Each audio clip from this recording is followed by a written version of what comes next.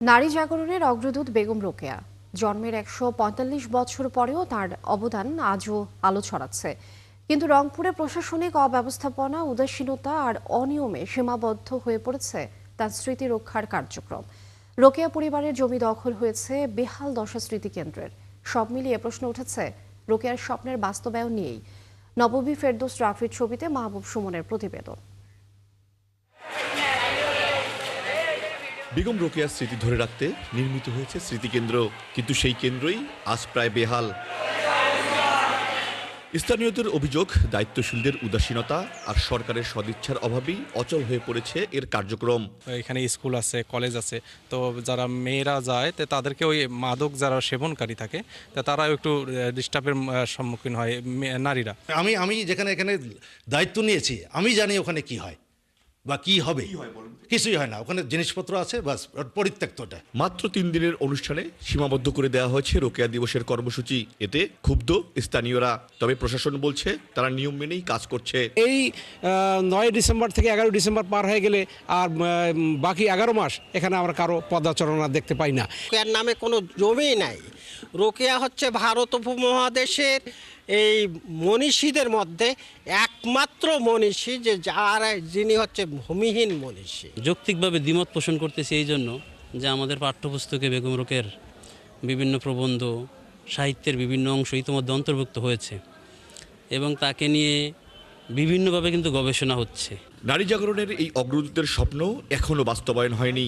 সমাজে নারীরা এখনো পুরোপুরি নিরাপদ নন, এমনটাই মনে করছেন নারী শিক্ষার্থীরা। ইফটিজিংয়ের শিকার হচ্ছি আমরা, তো তার যে অবদানটা রেখে গেছেন আমরা তো তার এক অংশ পাচ্ছি না। ছোট ছোট বাচ্চারাও এখন ধর্ষণ হচ্ছে, রেপ হচ্ছে, কিন্তু বেগম রোকেয়া কিন্তু এসব চায়নি। এমনকি বেগম রোকেয়ার নামে প্রতিষ্ঠিত বিশ্ববিদ্যালয়েও বারবার নারী নির্যাতনের ঘটনা শিক্ষার্থীদের বিব্রত করছে।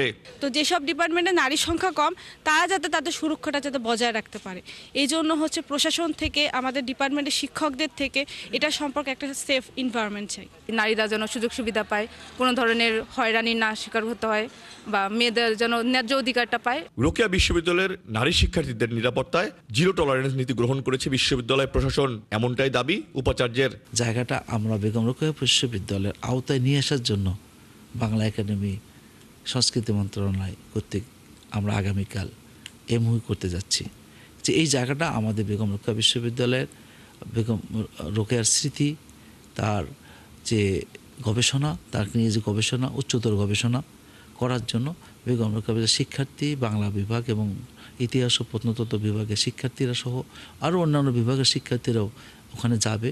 তারা প্রতিদিন উইকডেতে যাবে, ওখানে গিয়ে তারা গবেষণা করবে। নারী জাগরণের আলোকবর্তিকা বেগম রোকেয়ার স্বপ্ন বাস্তবায়নে প্রয়োজন সরকারের বড় আকারের উদ্যোগ। পাশাপাশি রোকেয়ার কবর রংপুরে নিয়ে এসে তার স্মৃতিকে শ্রদ্ধার সঙ্গে সংরক্ষণ করার দাবিও জানান এলাকাবাসী। মাহবুব সুমন, ৭১, রংপুর। দর্শক, এই বিষয়ে আমাদের বিস্তারিত জানাবেন সহকর্মী মাহবুব সুমন।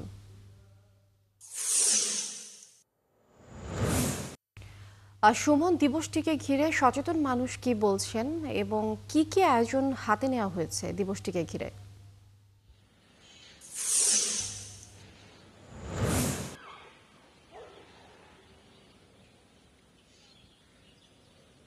লিনিয়া যুক্ত হয়েছি বেগম রোকেয়া বিশ্ববিদ্যালয়ের শহীদ মিনার চত্বর থেকে।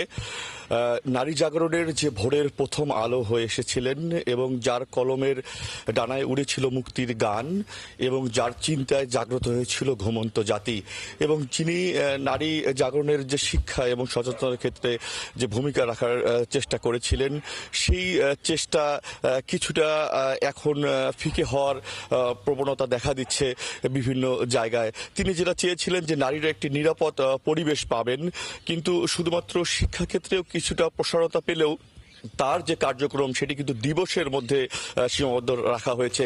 আজকে বিশ্ববিদ্যালয়ে স্বল্প পরিসরে একটি আলোচনা সভা রাখা হয়েছে এবং তার যে শহীদ বেদি রয়েছে সেখানে পুষ্পস্তবক স্থাপনের মাধ্যমে আজ তার কার্যক্রম করা হবে।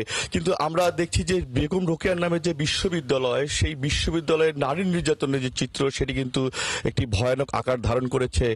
গত 5 মাসে প্রায় 4 জন শিক্ষকের নামে সরাসরি নারীদেরকে নির্যাতনের একটি আমরা তথ্য পেয়েছি।